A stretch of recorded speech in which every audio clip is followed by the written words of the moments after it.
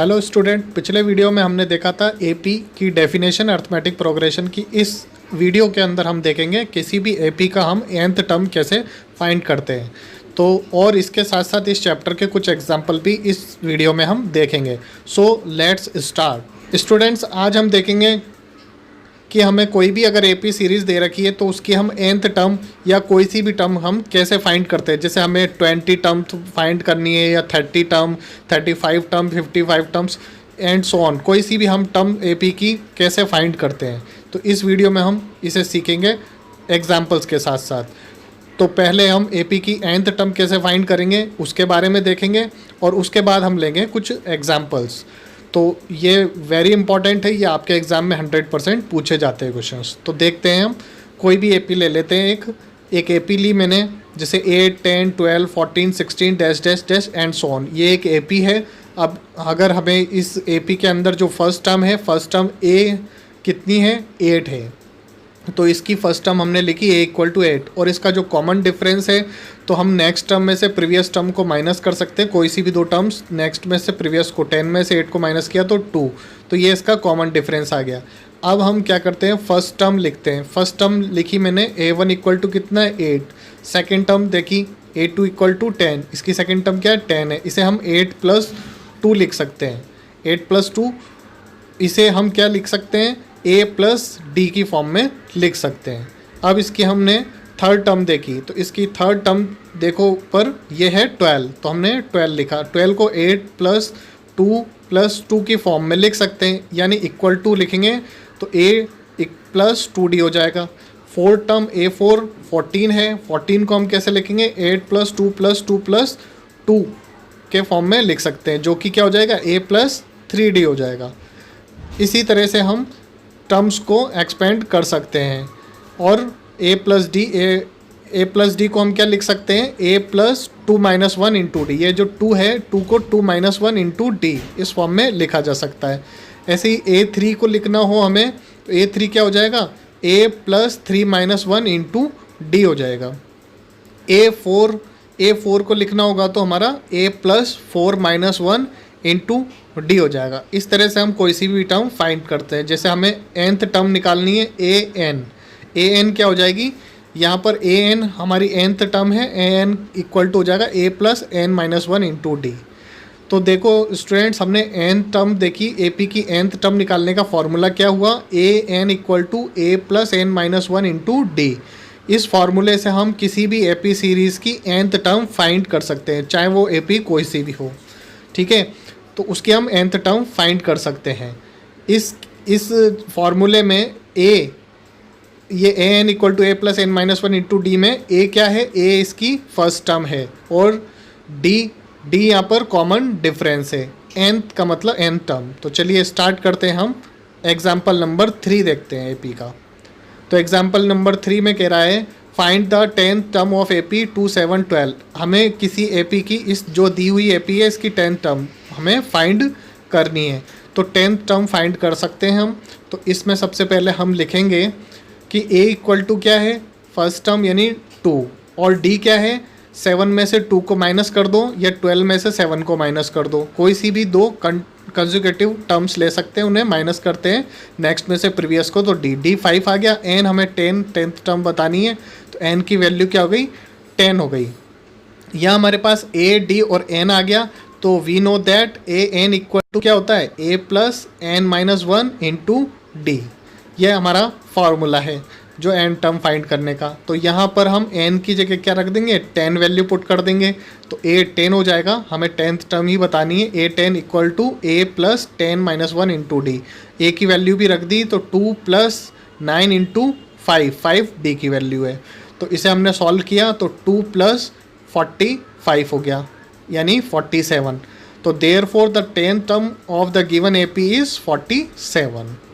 Is it clear, है ना। इस तरह से हमने इसकी एपी की 10th टर्म फाइंड की। चलिए अब नेक्स्ट एग्जाम्पल देखते हैं हम, एग्जाम्पल नंबर 4 के बारे में।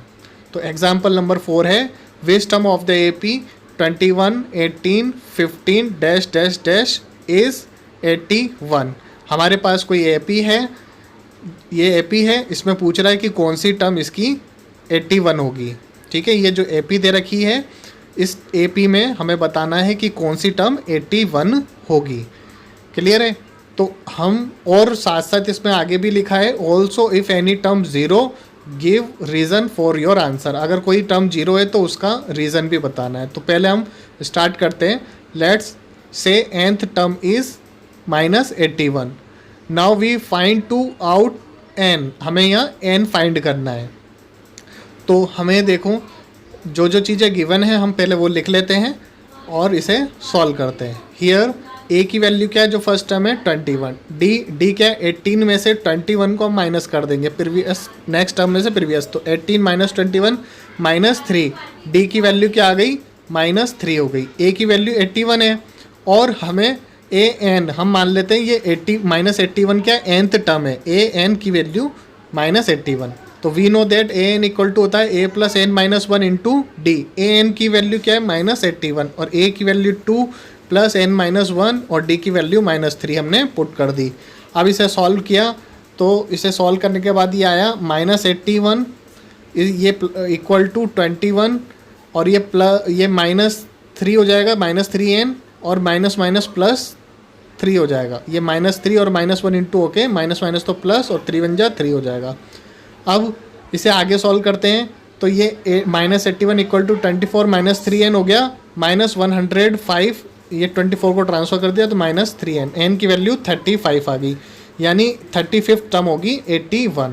अब नेक्स्ट हमें ये बताना था इसमें कौन सी टर्म ज़ीरो होगी।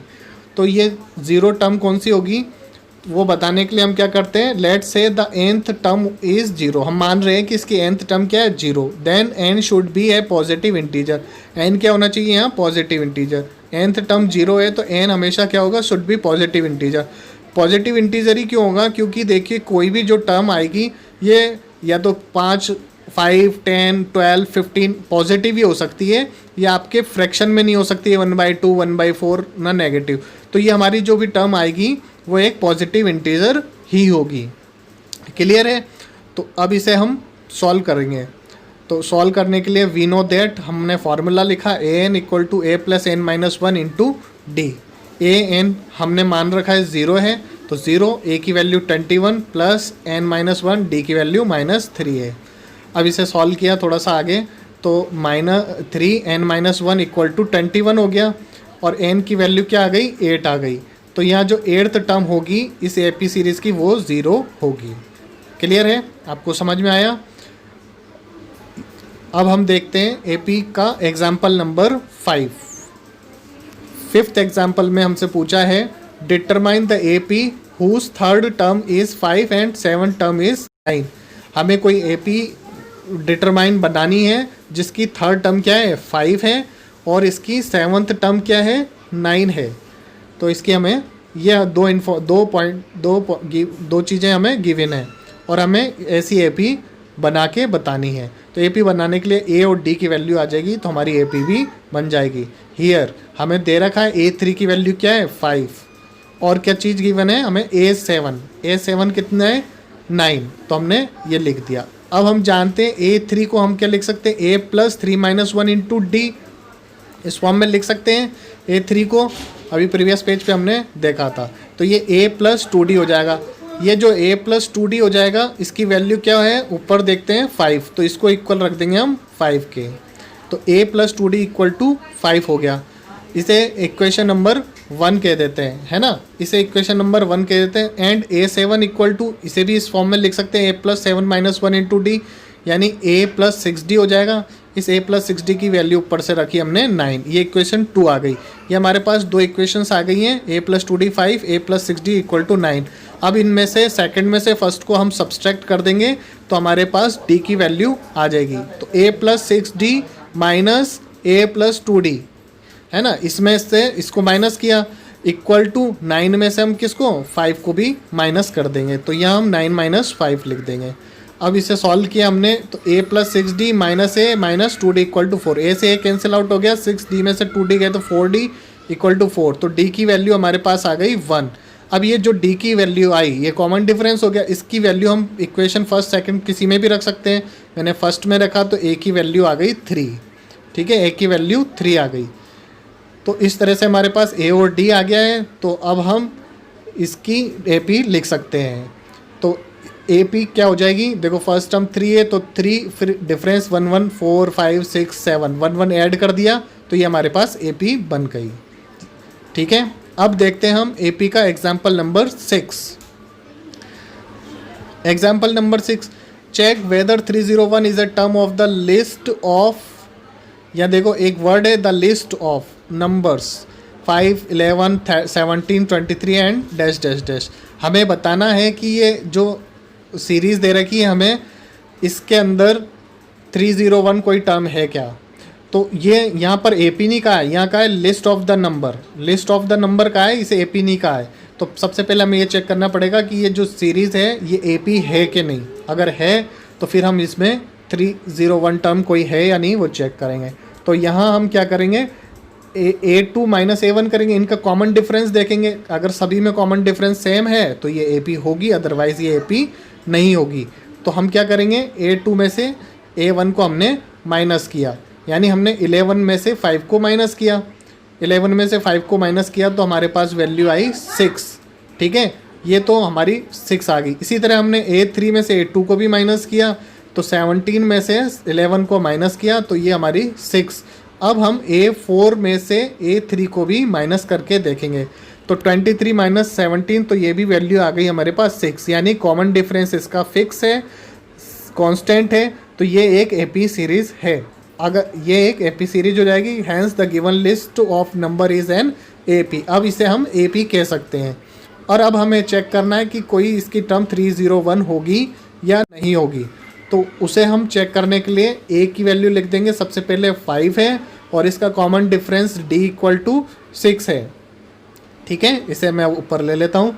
अब देखिए, अब हम क्या करेंगे, इनकी वैल्यू को फॉर्मूले में रखेंगे। हम जानते हैं we know that to know if 301 is a term of this AP, let say nth term is 301, then n should be a positive integer. अगर इसकी nth टर्म 301 है तो n पॉजिटिव इंटीजर होगा। अब हमने पहले फार्मूला लिख दिया an का, a plus n minus 1 into D. अब यहाँ हमने वैल्यू रख दी, an की वैल्यू 301 है, a की वैल्यू 5 है और d की वैल्यू 6 है। ये वैल्यू हमने पुट की, इसको सॉल्व किया, इंटू किया तो 3015 equal to 5 plus 6n minus 6 हो गया। इसे हमने आगे सॉल्व किया तो n की वैल्यू हमारे पास आई 151/3।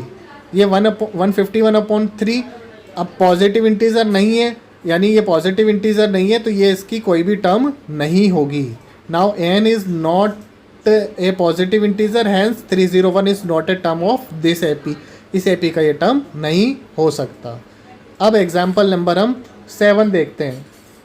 Example number 7, how many 2 digit numbers are divisible by 3।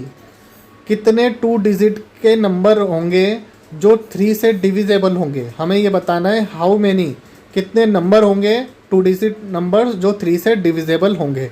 तो देखो 2 डिजिट के नंबर जो 3 से डिविजेबल होंगे वो होंगे आपके 12, 15, 18 जो 3 के टेबल से डिवाइड होते हैं। ठीक है, वो नंबर हमें देखने हैं और वो सिर्फ 2 डिजिट के होने चाहिए। और इसमें लास्ट नंबर जो होगा वो क्या हो जाएगा, 99 हो जाएगा, क्योंकि 99 में 3 का डिवाइड जाता है, 103 डिजिट का नंबर हो जाता है, तो वो हमें काउंट नहीं करना है। ठीक है, तो the list of 2 digit number divisible by 3 is 12, 15, 18 dash dash dash 99। ये हमारे पास एपी बनी। तो हम देख सकते हैं ये एपी है क्योंकि इसमें 3 का डिवाइड जा रहा है सभी में, तो कॉमन डिफरेंस इसका 3 ही होगा और ए की वैल्यू इसमें 2 हो जाएगी, डिफरेंस 3 हो जाएगा। And A N last term जो इसकी है nth टर्म है वो 99 है, तो a N equal to 99। Now a N equal to a plus N minus 1 into d. तो अब हम क्या करेंगे, ये सारी वैल्यू यहाँ पुट कर देंगे। तो 99 equal to 12 plus N minus 1 into 3। अब इसे हम आगे सॉल्व करते हैं। तो 99 equal to 12 plus 3n minus 3 हो जाएगा। 3n माइनस 3 और 12 को उधर ट्रांसफर भी कर दिया है मैंने, तो ये 87 इक्वल टू 3n माइनस 3 हो गया। तो 3n की वैल्यू 90, n की वैल्यू आ गई 30। तो यहाँ पर जो 32 डिजिट नंबर्स होंगे जो 3 से डिविजेबल होंगे। Is it clear? आपको समझ में आ रहा होगा। तो इस तरह से हमने 7th एग्जाम्पल देखा। अब देखते हैं एग्जाम्पल नंबर 8। तो एग्जाम्पल 8 में find the 11 term of the last from the last term of the AP. हमें 11th लास्ट से 11th टर्म बतानी है। ये जो एपी दे रखी है इसकी लास्ट से 11 टर्म। एपी है हमारे पास 10 7 4 डैश डैश डैश माइनस 62। ये देखो ये जो एपी है इसकी लास्ट से 10 टर्म, तो लास्ट से 10th टर्म हमें इसकी बतानी है। तो हम क्या करेंगे, ए की वैल्यू यहाँ पर 10 है, डी की वैल्यू -3 है, and last term L equal to कितना है, -62। अब देखो इसको सॉल्व करने के लिए हमें क्या करना पड़ेगा, इस एपी को रिवर्स लिखना पड़ेगा। इस एपी को जब हम रिवर्स लिख लेंगे तब इसकी हम 11 टर्म फाइंड कर सकते हैं। तो we want to find the 11 term from the last, so let's write this AP in reverse order. Reverse order में ऐसे लिखना होगा हमें लास्ट से 11 टर्म निकालने के लिए। तो इसको रिवर्स ऑर्डर में लिखते हैं हम। तो रिवर्स ऑर्डर में लिखेंगे तो ए की वैल्यू तो -62 और डी की वैल्यू 3 हो जाएगी। और अब हमें ए एन का फॉर्मूला याद है, तो a + n-1 इंटू डी।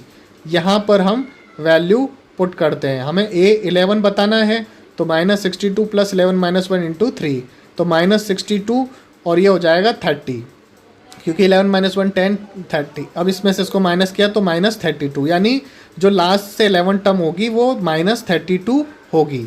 यही इसका आंसर है। क्लियर है? तो चलिए थोड़ा सा रिकैप देख लेते हैं जो हमने अभी पढ़ा। हमने nth टर्म देखी ऑफ एपी की, उसका फॉर्मूला होता है an = a + n-1 into D. ये इस फॉर्मूले के अंदर a जो है, a क्या है, फर्स्ट टर्म है, d कॉमन डिफरेंस है, और nth हमारी टर्म होती है जो भी हमें फाइंड करनी है कोई सी भी। ठीक है, तो that's all for this video. In next video we will discuss about the sum of an AP series के जो नंबर है उनका हम सम फाइंड करेंगे नेक्स्ट वीडियो में। ठीक है, thank you very much for watching the video.